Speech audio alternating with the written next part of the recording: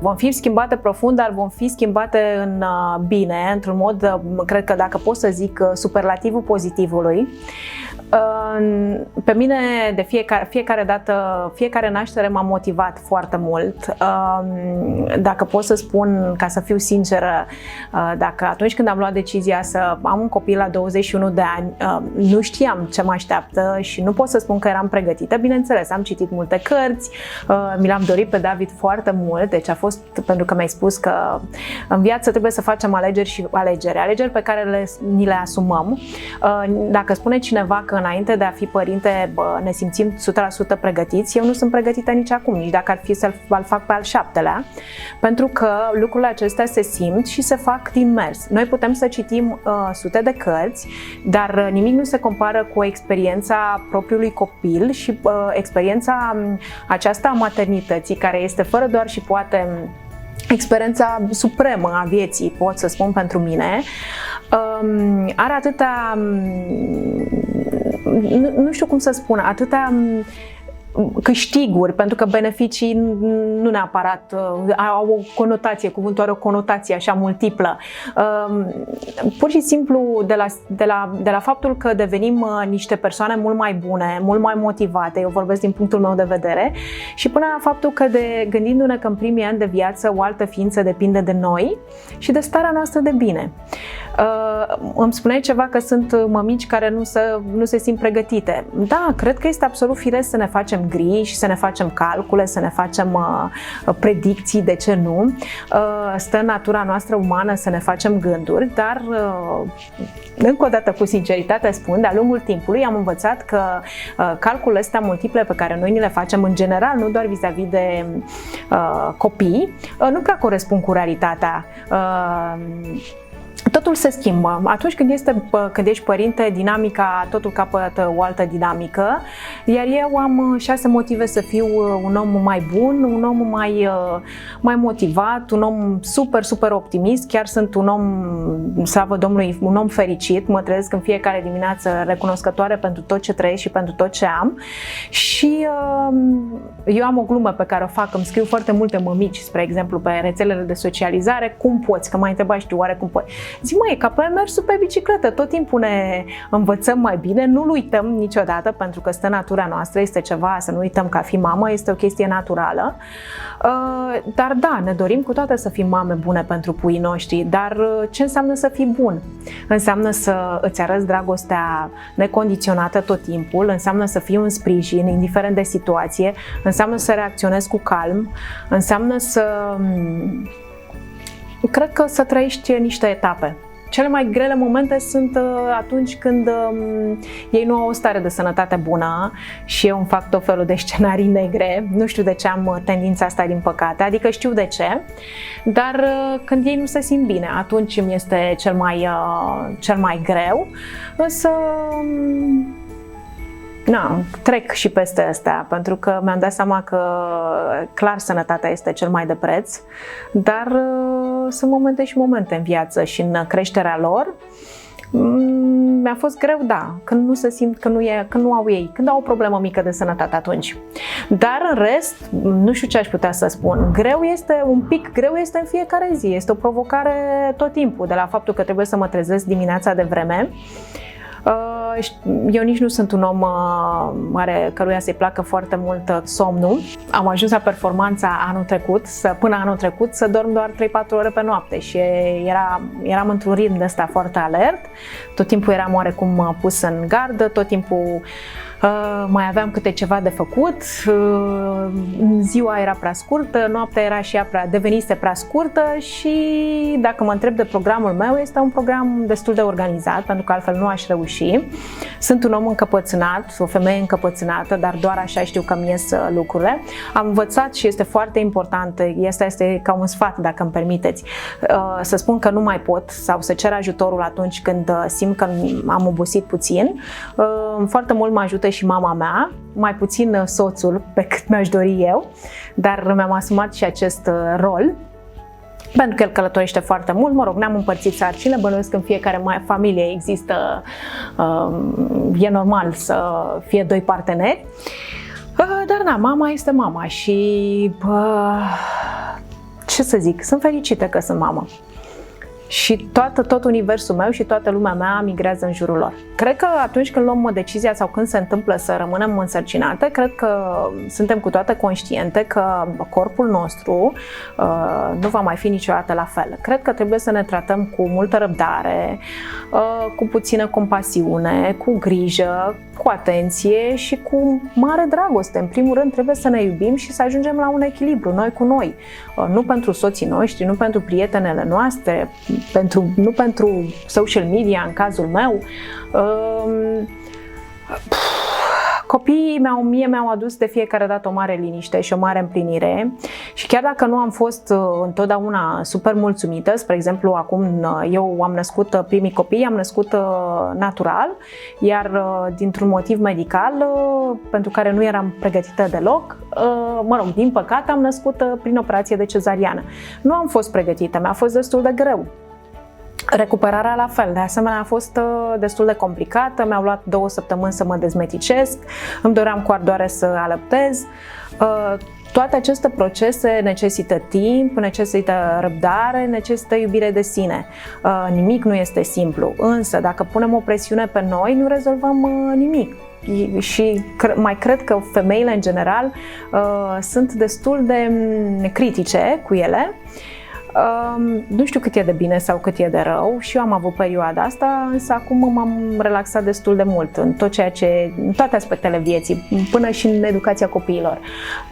Unele lucruri cred că trebuie să acceptăm că se vor întâmpla dacă este să se întâmple, altele nu. Deci cred că ține foarte mult de modul cum ne poziționăm în viață, în general. Este despre asumare, este despre dragostea de sine, despre respect, de ce nu. Îmi doresc ca toate mamele să fie bine cu ele, este foarte important și când o să înțelegem și o să acceptăm că în primul rând trebuie să ne arătăm iubire și bunătate și răbdare cu noi, toate lucrurile vor veni de la sine, cu răbdare. Nimic nu se face peste noapte, indiferent de domeniu, nu? Dar aminte, când naști, se și spune, necesită 9 luni să se refacă organismul. Dar nu știu de ce, întotdeauna cumva trebuie să ne încadrăm în niște șabloane, unele femei iau decizia adică unele sunt foarte sunt foarte sigure pe ele, indiferent de numărul kilogramelor după ce devin mamele. Altele nu sunt sigure, din contră, nu sunt mulțumite, indiferent dacă au o greutate mai mică decât înainte de naștere. Cred că e doar o chestiune de propria percepție față de persoana în cauză. Iar eu, da, recunosc, nu am avut probleme legate de greutate, dar am avut alte probleme. Lipsa somnului, întotdeauna am fost încăpățânată ca cel puțin primele luni să nu am parte de niciun ajutor. M-am luptat întotdeauna cu chestiunea asta un pic exagerată, îmi cer scuze dacă supăr pe cineva, dar este părerea mea, care a luat amploare acum cu presiunea asta care se pune pe mame să alăpteze în orice condiții, oriunde, indiferent dacă se poate, dacă nu se poate. Cred că un copil fericit poate să fie și un copil și sănătos și cu formulă. Nu vreau să intru foarte mult așa în aceste detalii, însă ce vreau să subliniez este că niciun fel de presiune nu este importantă și trebuie să acceptăm ajutor atunci când simțim că este firesc, este absolut normal să mai și obosim. Și rolul ăsta de a ne asuma 100% toate atribuțiile față de soț, față de gospodărie, față de un job, față de copilul nostru, sunt mari, indiferent de cine am fi. Am acceptat și am făcut alegerile în viață care să-mi aducă și satisfacție și bucurie, inclusiv vis-a-vis de job. Și nu mi-a fost simplu, nici mie, mai ales în ultimele, spre exemplu, când eram la pupitrul știrilor la televiziune, am mers până chiar înainte să nasc, cu câteva zile. În viață e vorba despre alegerile pe care le facem.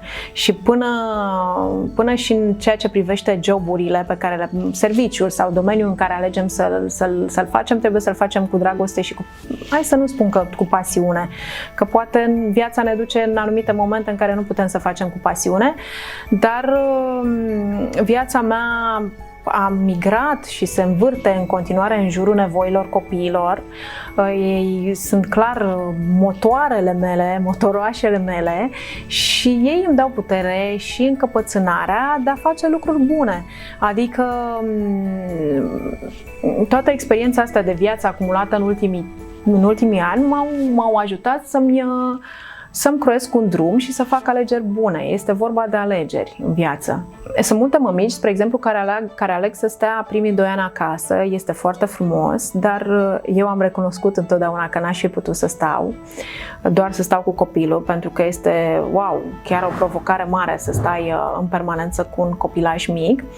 Toată admirația și tot respectul meu pentru ele. Întotdeauna am ales o cale în care să-mi hrănesc și eu sufletul, să am un moment de respiro. După cum spuneam, chiar sunt și norocoasă că am putut să mă bazez pe mama mea.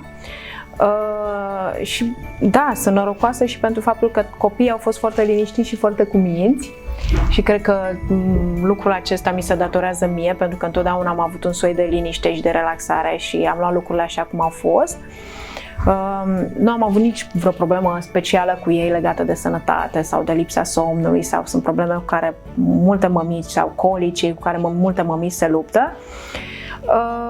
Și am putut să-mi duc la bună desfășurare, nu știu, diverse solicitări pe care le-am avut, ședințe foto, mers la serviciu, călătorit mult, dar, spre exemplu, în ultima sarcină chiar nu m-am simțit foarte bine, am avut niște fluctuații de tensiune și chiar și așa, deși mama mea mă certa foarte tare, m-am încăpățânat să le duc la bun sfârșit, dar doar pentru că mie mi-aducea bucurie. Simțeam că fac un efort și simțeam că obosesc destul de repede, dar l-am făcut pentru că am simțit că pot în momentul respectiv. Astăzi, dacă mă întreb, n-aș mai face aceleași eforturi. Deloc.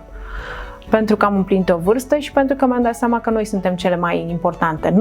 Noi cu noi. Nimeni altcineva. Nu soțul, nu copilul, nu jobul, nu cariera.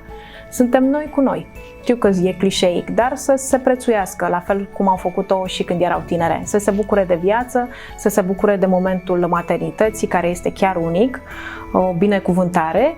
Și pentru cele care își doresc un copil și își fac griji, aș spune că un copil doar te motivează să fii un om mai bun. Și că ne schimbă, da, dar ne schimbă în bine. Dragilor, să știți că nimeni nu ne ridică statuie, indiferent de ce am face. Asta e vorba pe care mi-o spunea mama mea și mi-o spune: Anca, stai liniștită că nimeni nu-ți face statuie. Da, am ajuns la concluzia asta, din păcate, acum un an în urmă, un an și ceva. De fapt știu sigur exact când, în august, pe 6 august, când Sara a împlinit 13 ani și eu nu am putut să ajung la ziua ei de naștere, pentru că am căzut pe stradă.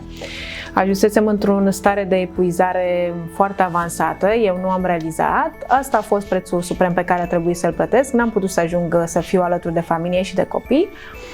Am stat internată 2 săptămâni, medicii și familia și chiar și eu m-am speriat foarte tare. Am ajuns cu feritină 0 și cu anemie foarte avansată, adică o anemie foarte, foarte, foarte mică, cu o hemoglobină foarte mică.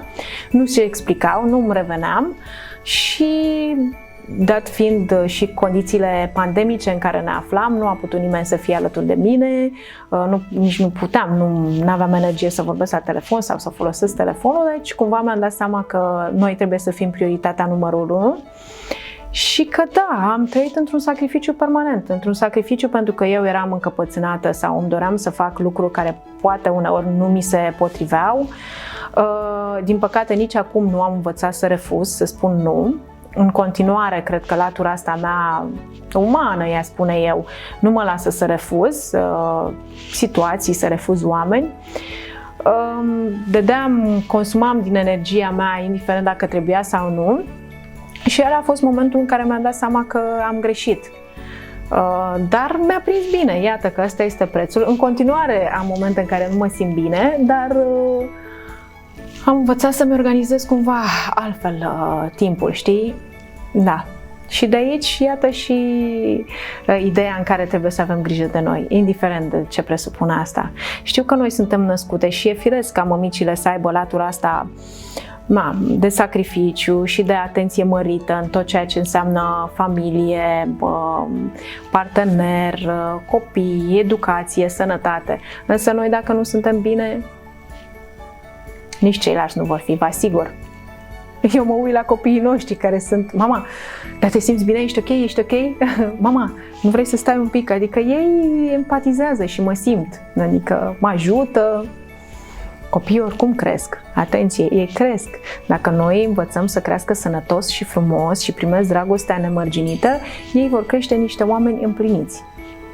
De atât au nevoie, de dragoste. Restul vine de la sine.